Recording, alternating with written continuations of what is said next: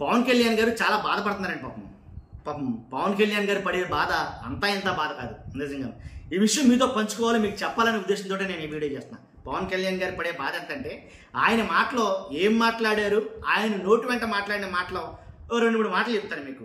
ఎమ్మెల్యేల పెత్తనం పెరిగిపోతుంది, ఇది పవన్ కళ్యాణ్ గారు మాట్లాడిన మాట. ఎమ్మెల్యేల పెత్తనం పెరిగిపోతుంది, సింపుల్గా దాన్ని కొంచెం క్రాఫ్ట్ చేస్తే ఎమ్మెల్యేలకి బోడి పెత్తనం పెరిగిపోయింది దాని అర్థం.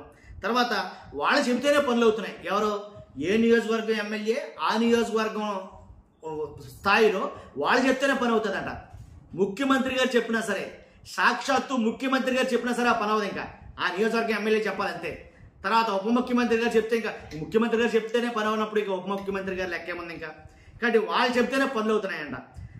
మనం చెప్తున్న గవర్నెన్స్, గుడ్ గవర్నెన్స్ అంటున్నాం కదా, ఆ గవర్నెన్స్ ఏదైతే ఉందో, మనం చెప్పే గవర్నెన్స్కి క్షేత్రస్థాయి పరిస్థితికి చాలా తేడా ఉంది, అసలు సంబంధమే లేదు అని కొండబద్దలు కొట్టినట్టు, ఉన్నదన్నట్టు జరుగుతున్న వాస్తవాన్ని పవన్ కళ్యాణ్ గారు మొహమాటం లేకుండా కొండబద్దలు కూడా వేయడం. ఏంటంటే మనం చెప్పడానికే అవి పేపర్లకి టీవీలకి బాగుంటుంది, మన పరిపాలన గుడ్ గవర్నెన్స్ ఏంటి, సుపరిపాలన, మనం అందించేది సుపరిపాలన, ఇది పేరుకే బాగుంటుంది, చెప్పుకోవడానికే బాగుంటుంది. క్షేత్రస్థాయిలో కింద అది జరగడంలా ఎవడిష్టాసారంగా జరుగుతుంది, అది ఏ ఎమ్మెల్యే ఇష్టాసారంగా పనులు జరుగుతున్నాయి అక్కడ. కాబట్టి అరాచకం, అన్యాయం, అక్రమం, దోసేయడం, కబ్జాలు, ల్యాండ్, శాండ్, ఇలా ఒక్క మాఫియా కాదు అన్నీ కూడా జరుగుతున్నాయి క్షేత్రస్థాయిలో. మన మాట లెక్కాజం లేదు. ఒక్క ముక్కలో చెప్పమంటే కనుక పవన్ కళ్యాణ్ గారు మొత్తం చెప్పిన దాని సారాంశం నన్ను అడిగితే ఒక్క ముక్కలో చెప్పాలంటే కనుక మన పని అయిపోయింది.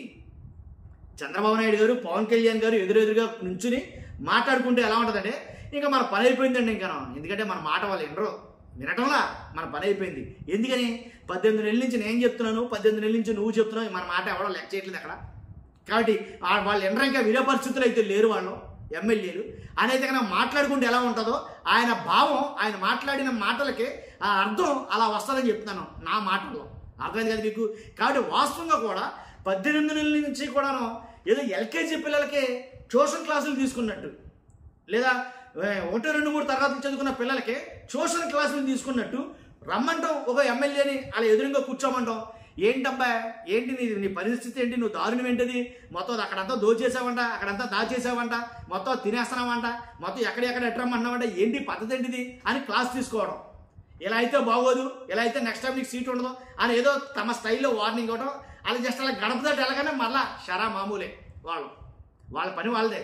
ఏదో జస్ట్ ఒక 5 నిమిషాలు క్లాస్ తీసుకున్నామని అన్నట్టుగా ఏదో చిన్నపిల్లలను చూసే పరిస్థితి. అలా పిల్లలకు క్లాసులు ఇచ్చినట్టు క్లాసులు ఇస్తే వాళ్ళు వింటారా అండి? అసలు జరిగేది పనేనా ఇది? కాబట్టి ఏంట్రా అంటే కనుక చంద్రబాబు నాయుడు గారు పిలిపించుకున్నారు ఆఫీస్కి. ఏంటి వచ్చిన వాళ్ళతోటి అరగంట మాట్లాడారు. ఏళ్ళు బయట తుత్తు అరుగుతారు సార్, బాకా బోర్లు ఉంటాయి బోరుగా, ఆ బోర్లు పెట్టి ఏళ్ళు ఒక వర్గానికి సంబంధించిన మీడియా.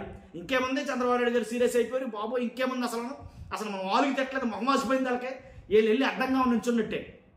కాబట్టి ఎలా జరుగుతుంది, కాబట్టి మన పని అయిపోయింది. మనం చెప్పిన వాళ్ళు వినటంలా క్షేత్రస్థాయి పరిశీలనలో కొన్ని అనుభవాలు ఎదురైనాయి పవన్ కళ్యాణ్ గారికి. ఏదైతే ఎర్రచందనం దొంగల దగ్గరికి వెళ్ళినా, లేకపోతే ఇంకా వేరే ప్రాంతాలు పర్యటించడానికి వెళ్ళినా ఈ చూస్తున్నాడు. అది ఎందుకు అవ్వలేదంటే కనుక ఆ ఎమ్మెల్యే చెప్పాలి, అది ఎందుకు జరగలేదంటే ఈ ఎమ్మెల్యే చెప్పాలి. కాబట్టి చూస్తాడు, కాబట్టి ఆ మాటలు అయితే మాట్లాడగలిగాడు ఆయన.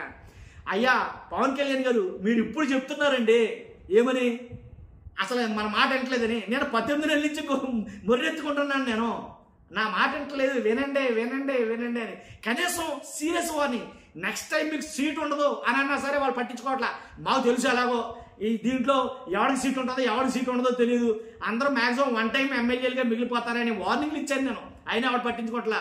వాళ్ళ విధానం ఎలా ఉందంటే ఎవరికి వస్తుంది ఎవరికొద్దు టికెట్ ఎవరు తెలిసొచ్చా, ఉన్నప్పుడే దీపం ఉండగానే ఇల్లు చక్కబెట్టేయాలి అనే పందాలో వాళ్ళు వెళ్ళిపోతున్నారు. కాబట్టి అలా జరుగుతుంది. కాబట్టి వాళ్ళ విధానం అయితే అలా ఉంది. కాబట్టి సేమ్ అంతే, ఉన్నదా దొరికిందా దోచేయి, అందిని గడికి తినే అనే విధానంలో వాళ్ళు ఉన్నారు. కాబట్టి అలాంటప్పుడు వాళ్ళని అసలు అది చేసిన వాడిని ఇలా వెనక్కి పట్టించుకోవట్లేదు కదా, అంత దారుణంగా అయితే ఉన్నారు అనే ఒక మాట అయితే కనుక ఇద్దరి మధ్యలో జరిగే సంభాషణకి ఇదే మెయిన్. అర్థమైందిగా. కాబట్టి సింగిల్ లైన్ స్టేట్మెంట్ ఇవ్వాలంటే కనుక ఈ వీడియో మొత్తానికి ఆ సింగిల్ లైన్ స్టేట్మెంట్ ఏంటంటే కనుక మన పని అయిపోయింది, మనం చెప్పినా ఇంకా వాళ్ళు ఇనే పరిస్థితి లేరు. ఇటు 2 సంవత్సరాలకి ఎలా అయిపోతే ఇంకా 3 years ఉంది కదా, మరి 3 yearsలో ఇంకెంత దారుణంగా ఉండబోతారు ఎమ్మెల్యేలు. అర్థమైందా. 48 మంది ఎమ్మెల్యేలకి నోటీసులు ఇవ్వమని చెప్పి చంద్రబాబు నాయుడు గారు చెప్పారు. 48 ఎందుకని చెప్పంటారా, క్షేత్రస్థాయిలో నియోజకవర్గంలో ఏదైతే చెక్కులు పంపిణీ కార్యక్రమం ఉందో ఆ చెక్కుల పంపిణీలో కూడా వాళ్ళు పాలు పంచుకోవడంలా, నియోజకవర్గ ప్రజలతో మమేకం అవటంలా, క్షేత్రస్థాయిలో వాళ్ళు పని చేయడంలా. కాబట్టి అలాంటప్పుడు ఎలాగా ఇంకా వాళ్ళ సరిదిద్ది గాడిలో పెట్టడం ఎలాగ అర్థం కావట్లా. కాబట్టి ఈ సింగిల్ స్టేట్మెంట్ వర్తిస్తుందేమో వాళ్ళకని నాకు అనిపించింది. కాబట్టి ఖచ్చితంగా ఇలాంటి సంచలన ఆరోపణలు చేసినటువంటి పవన్ కళ్యాణ్ గారు మునుముందు ఎలాంటి గడ్డు పరిస్థితులు ఎదుర్కోవాల్సి వస్తుందని అనిపిస్తున్నారు. చూస్తున్నా మీరు అందరూ మీ అభిప్రాయం అంటే కామెంట్ రూపంలో తెలియజేయండి. ఫస్ట్ అయితే లైక్ చేయండి, కొత్తగా మన ఛానల్స్ పక్కగా సబ్స్క్రైబ్ చేయండి. Thank you very much.